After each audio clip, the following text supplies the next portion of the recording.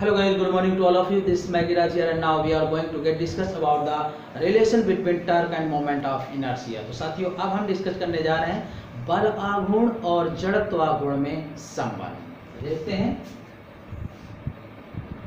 बल आघूर्ण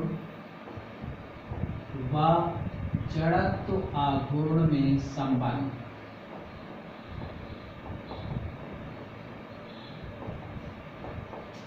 तो देखते हैं ये कोई निकाय है जिसमें कई पिंड रखे हुए हैं और घूर्णन अक्ष के परितः घूर्णन गति कर रहे हैं। ये M1 पिंड है, मान लेते हैं R2 दूरी पर M2 पिंड है, ये R3 दूरी पर M3 पिंड है, ठीक है ना। तो सभी पिंडों के ये देखिएगा इस तरीके से घूर्णन गति कर रहे हैं कोणीय त्वरण अल्फा से, ठीक है ना। तो इस प्रकार से घूर्णन गति हो रही। तो इन सभी पिंडों के जड़ जो आघूर्ण हैं उनका योग परिणामी आघूर्ण के इक्वल होगा, परिणामी आघूर्ण के बराबर होगा, जहां टाउ का मान होता है R क्रॉस F या R into M into A। तो A की वैल्यू हमने पढ़ा है R इंटू अल्फा, तो tau equal to R M R alpha या एम आर स्क्वायर अल्फा।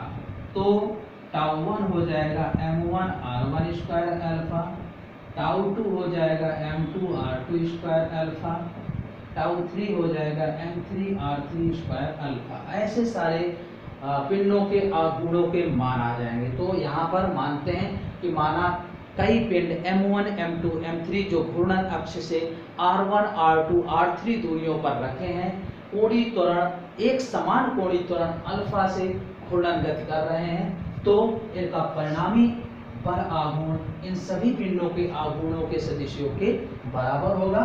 तो टाउ का मान R इंटू एफ, तो R इंटू एफ की वैल्यू MA और A का रिलेशन हमने ये पढ़ा है, तो रख दें तो ये आ जाएगा। इससे हमने टाउ 1, टाउ 2, टाउ 3 के मान निकाल दिए।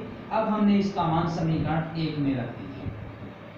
तो tau equal to M1 R1 square plus M2 R2 square plus M3 R3 square plus dot dot और बाहर अल्फा, ये हो जाएगा sigma MR square into alpha, जिसे हम जड़त्व आघूर्ण बोलते हैं। तो tau equal to I into alpha. तो ये संबंध आ जाएगा बल आघूर्ण और जड़त्व आघूर्ण, ठीक है ना। आइए अब हम डिस्कस करते हैं कोणीय संवेग के लिए सूत्र। तो कोणीय संवेग क्या होता है ये डिस्कस करते हैं।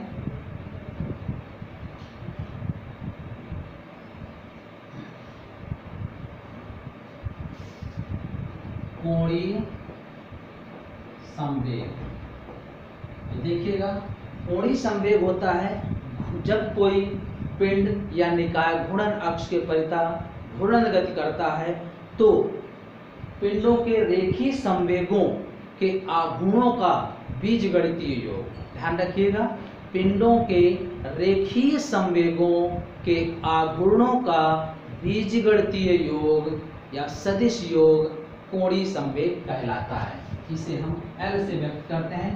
तो L equal to tau 1, tau 2, tau 3 ऐसे लेंगे, जहां टाउ का मान रेखीय संवेग से निकालते हैं तो R क्रॉस P होता है रेखीय संवेग से। तो P की वैल्यू होती है mv और V का मान होता है R ओमेगा। P की वैल्यू है mv और V का मान है R ओमेगा, ये होता है। तो टाउ हो जाएगा m r स्क्वायर ओमेगा, क्योंकि इसका कोणीय वेग समान कोणीय वेग से घूर्णन गति करेगा। तो समीकरण 1 से देखिएगा L equal to m1 r1 square omega, omega सबसे बाहर कर दीजिएगा, दूसरे का m2 r2 square m3 r3 square plus dot dot बाहर ओमेगा, ये हो जाएगा। सभी पिंडों का निकाल देंगे, टाउ 1 निकालेंगे तो m1 r1 स्क्वायर ओमेगा, 2 निकालेंगे तो m2 r2 हो जाएगा, 3 निकालेंगे तो m3 r3, ओमेगा सबके लिए नियत रहेगा। तो L इक्वल टू सिग्मा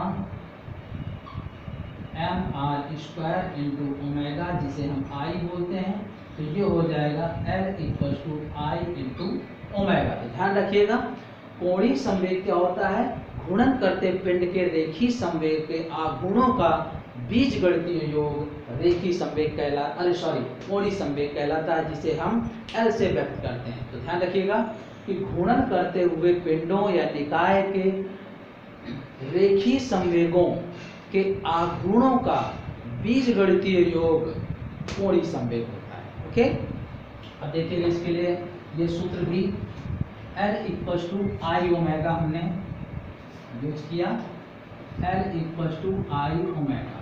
यहाँ से एक रिलेशन आएगा, note differentiation with respect to t both side. अगर हम दोनों तरफ t के सापेक्ष क्या कर दें, अवकलन कर दें, तो d upon D T L equal to I d upon D T omega. तो d omega upon D T क्या हो जाएगा, अल्फा। तो dl upon D T equal to I into alpha, और i इंटू अल्फा किसके बराबर था, tau के। तो dl upon D T equal to tau, या dl equal to tau D T, ये इसका समाकलन रूप भी आ गया। ठीक है ना। तो इसी से ध्यान दीजिएगा, अब हम आगे डिस्कस करेंगे कि कोणीय संवेग संरक्षण नियम क्या है। कोणीय संवेग संरक्षण नियम, कोणीय संवेग संरक्षण नियम ये क्या है कि घूर्णन करती किसी वस्तु पर यदि बाह्य बल आघूर्ण कार्य ना करे, ध्यान रखिएगा, घूर्णन करती हुई किसी वस्तु पर यदि बाह्य बल आघूर्ण कार्य ना करे तो वस्तु या निकाय का कोणीय संवेग नियत रहता है। कैसे, देखते हैं कि यदि टाउ इक्वल टू 0 हो तो L इक्वल टू नियत होगा। यही कोणीय संवेग संरक्षण नियम है। मतलब घूर्णन करती वस्तु पर कोई बाह्य बल आघूर्ण कार्य ना करे, इसका मतलब बाह्य बल आघूर्ण का मान 0 हो तो उसका कोणीय संवेग नियत होगा, अर्थात L का मान नियत होगा। तो देखते हैं कि हम ये जानते हैं dl equal to tau dt, ये अभी हमने समीकरण हल किया था। यदि टाउ बराबर 0 हो तो 1 dl इक्वल टू 0 dt, तो 1 का dl हो जाएगा L, और 0 का समाकलन 0, और जब समाकलन होता है तो एक कांस्टेंट जुड़ जाता है। मान लेते हैं कांस्टेंट c है, तो L इक्वल टू क्या आ जाएगा, कांस्टेंट। ये चीज प्रूफ हो गई कि अगर घूर्णन करती वस्तु पर कोई बाह्य बल आघूर्ण कार्य ना करे तो वस्तु का कोणीय संवेग नियत रहता है। या यहाँ पर आप लिख सकते हैं L equal to I omega equal to नियत, या आप ऐसे लिख सकते हैं I1 omega 1 equal to I2 omega 2, या आप ऐसे भी लिख सकते हैं I1 upon I2 equal to omega 2 upon omega 1। ऐसे रिलेशन भी आ जाएंगे जड़त्व आघूर्ण और कोणीय संवेग, कोणीय वेग में रिलेशन। तो ध्यान रखिएगा, यदि टाउ बराबर 0 होगा तो L नियत होगा। यही कोणीय संवेग संरक्षण नियम है। तो हम जानते हैं कि dl equal to tau dt, अभी हमने पीछे निकाला था कि dl upon dt equal to tau, इसका क्रॉस गुणा कर देंगे तो समाकल रूप ये हो जाएगा। दोनों तरफ समाकलन कर दिया और टाउ का मान रख दिया, तो L बराबर 0 प्लस, जब समाकलन होता है तो एक नियतांक जुड़ जाता है, c हमने जोड़ दिया, तो L इक्वल टू कॉन्स्टेंट या c या नियत। L का मान आई ओमेगा होता है, तो L बराबर आई ओमेगा बराबर नियतांक या नियत, या हम लिख सकते हैं I1 omega 1 equal to I2 omega 2, या I1 बटे I2 equal to omega 2 upon omega 1। चाहे तो आप कोणीय वेग के रूप में लिख सकते हैं, या इसको और बदलना चाहें तो आप ऐसे भी लिख सकते हैं I1 upon I2 equal to omega 2 upon omega 1 है, और ओमेगा की वैल्यू होती है 2 पाई बाई टी, तो I1 upon I2 equal to 2 pi by T2 upon 2 pi by T1, तो ये 100 के T1 अपॉन T2 भी आ जाएगा। तो ऐसे भी लिख सकते हैं कि I1 upon I2 equal to T1 upon T2, ऐसे भी होगा। ये जड़त्व आघूर्ण है, ध्यान रखिएगा, ये I है, I1 और आई से, तो ये संबंध भी मिल जाएगा।